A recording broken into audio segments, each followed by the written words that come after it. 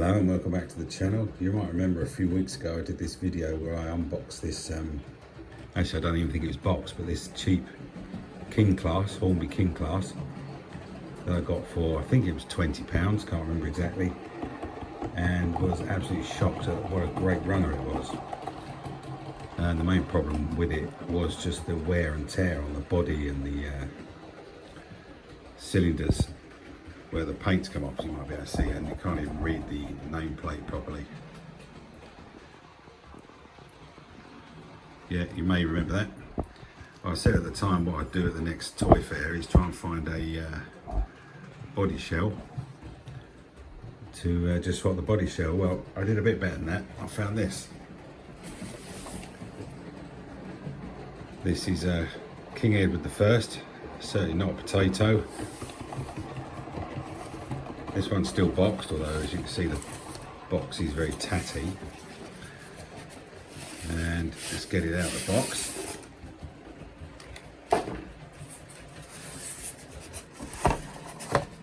It's got the old Hornby picture on the front. You can see there's the guy's price ticket. So it was tender drive, poor runner. Oops, what does that say? Hornby King Edward I, 20 quid. Well, I offered him 15 quid cash and he took it. And he said, oh, it's the reason it's a poor runner is because it runs very slowly. So fair enough. I thought if it was crap, anyway, I'd just take the body shell off and swap them over. I don't know what a body shell would have cost me. Probably 15 quid or more, I would have thought. So I thought I might as well have the full loco for the price. So the body shell on this one is a bit better. Still needs a bit of touching up because it's a bit dirty, but that's what I expected. But this handrail was a bit, just moved, popped out of its little groove. Stuff like that I can deal with. But yeah, the body shell's better. You can see the lining still on the cylinders and you can read the nameplate. It's a slightly different green, I think. This is a more pale green, is it? Yeah, I don't know if the camera will pick that up, but it's slightly different green. So I might have to swap the tender tops as well.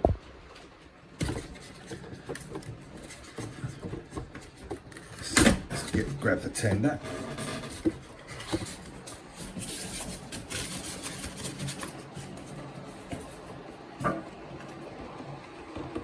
Alright, there's the tender. So it's a different type of tender, well, different name on the side. The other one's just got different emblem. I'm struggling with my words today. Again, it's a bit dusty, but other than that, it's the same tender by the looks of it. A bit of polystyrene stuck on it. But yeah, this isn't no bad nick either.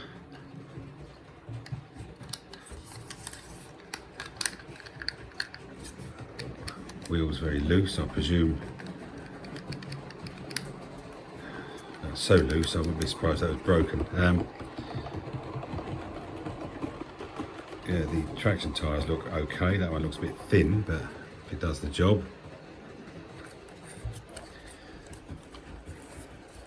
So I think what we've got to do really is see how slowly it runs, and then decide whether I'm just going for tender top or on the loco body and swap it around that way. Let's get that price ticket out of the way. So just put that on the top there. Right, well, we'll see how this runs.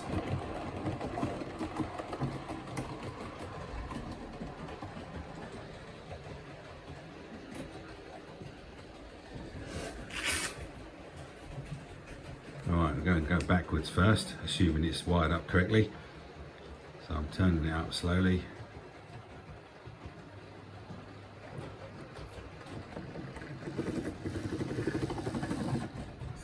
I think I've got the bogey wheel off.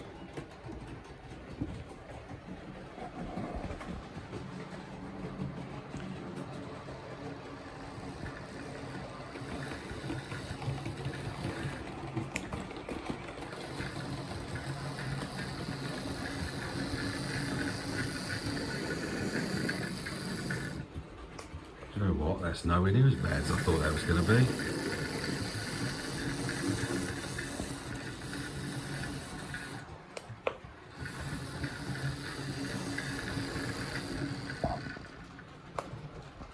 Yeah, that's nowhere near as bad as I thought that was going to be. I reckon it's just a bit dry in that tender.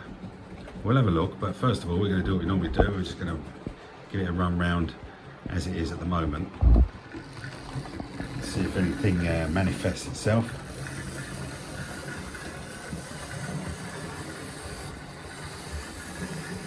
Right, we'll get it round there and we'll send it round.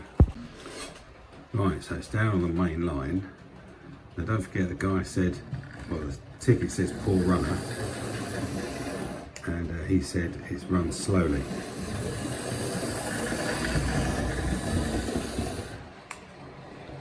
Right, I'm going to send it past at 50%.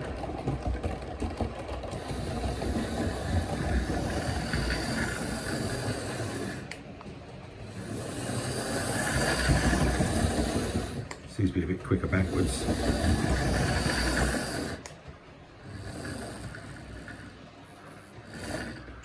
I wouldn't accuse that of only running slowly. It's making a nice sort of hollow noise in the tender, but I don't think that's motor noise, which is a good thing. Right, we're going to send it round. I'll give it a few laps, and provided it doesn't start squealing, then we'll bring it back in and have a look at the motor.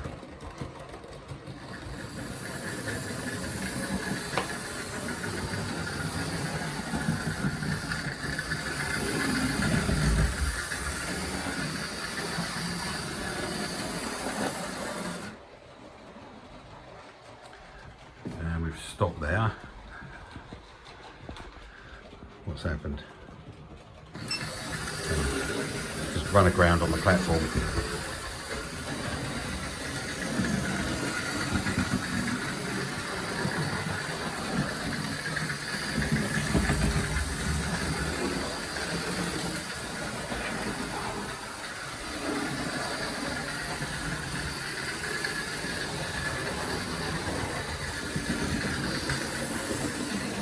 Right, that's had a run round for about 5-10 minutes. It's slowly got quicker and quicker, so I don't know about it being a slow runner.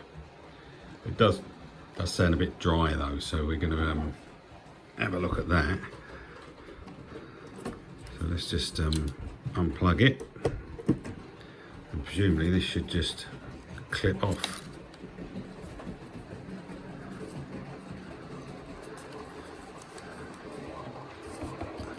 I do hope it's not one of those that some idiot's glued it on.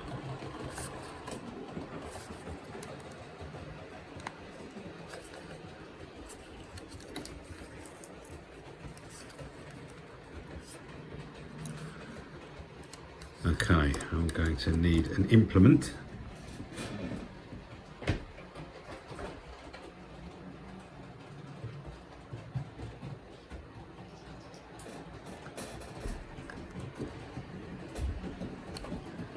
Just to encourage that to come off. I reckon that's probably never been off, maybe.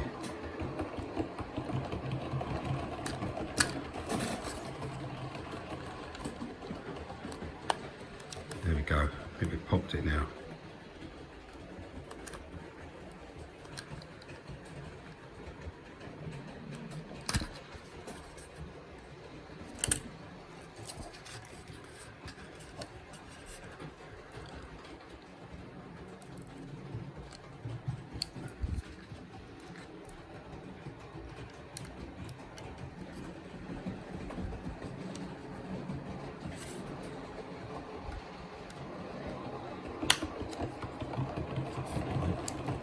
Really.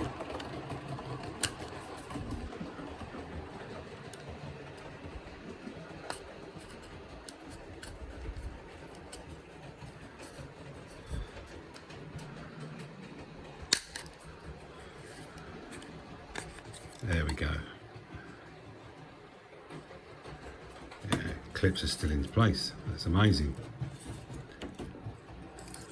Right, and there we have it.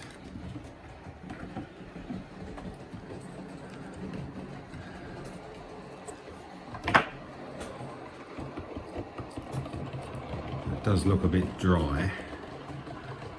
Oh no, there's some sort of liquid in there. If that's showing up really on that. Yeah, you can see it on that wheel. There's a bit of something. Is that current or is it dry? No, there is something there.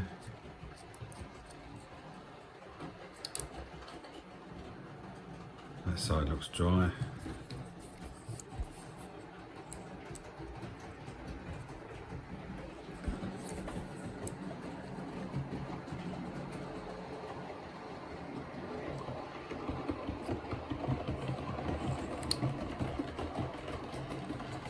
Yeah, well I think we'll just do it, give it the old drop of oil, bit of grease, and we'll see if it makes any difference, although it wasn't too bad, was it? But not as good as the Henry VIII over there. Right, let's see what we can do with that. Okay, so what I've done really is just the usual. I've just cleaned these wheels, oiled them up a bit. You can see that runs pretty smoothly now.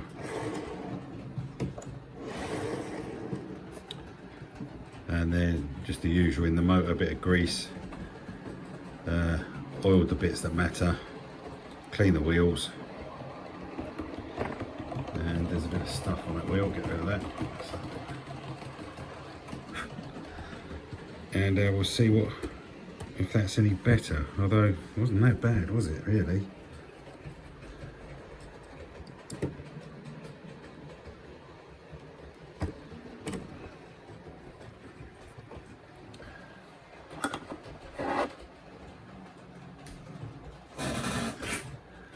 Let's have a look, make sure it still works.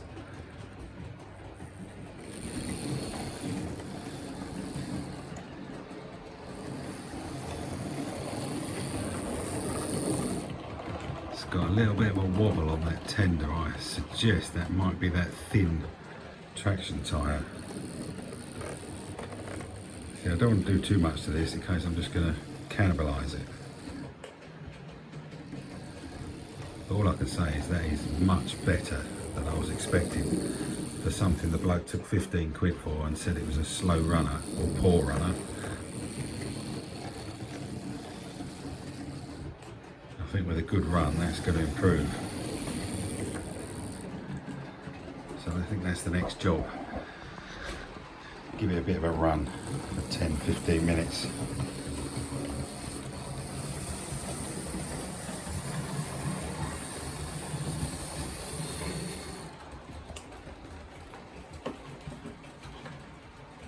Change the points. One day I'll get round to electrifying these.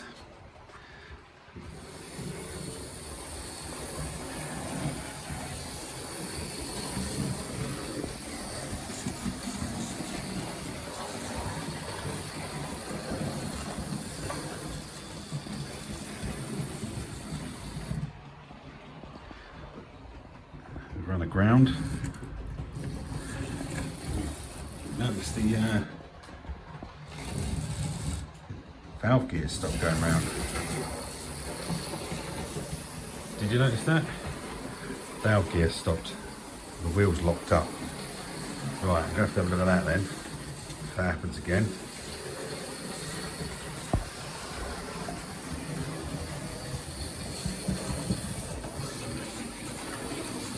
Right, in the meantime, I'm going to just let that have a run and come back to me either when it's had 10-15 minutes or the valve gear locks up again. Right. See you in a minute.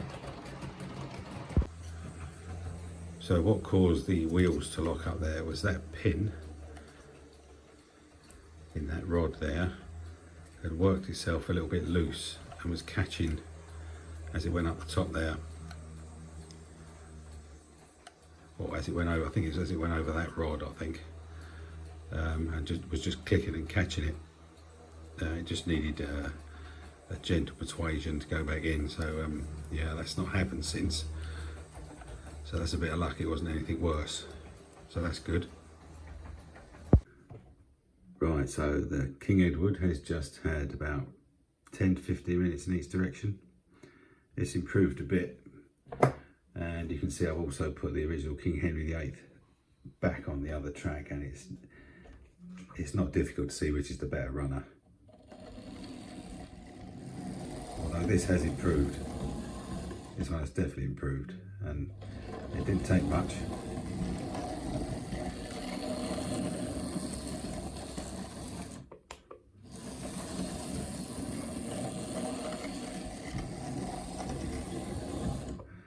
That one's improved.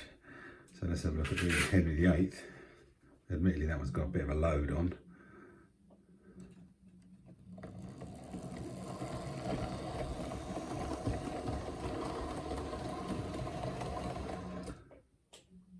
I think you can just hear the difference, can't you?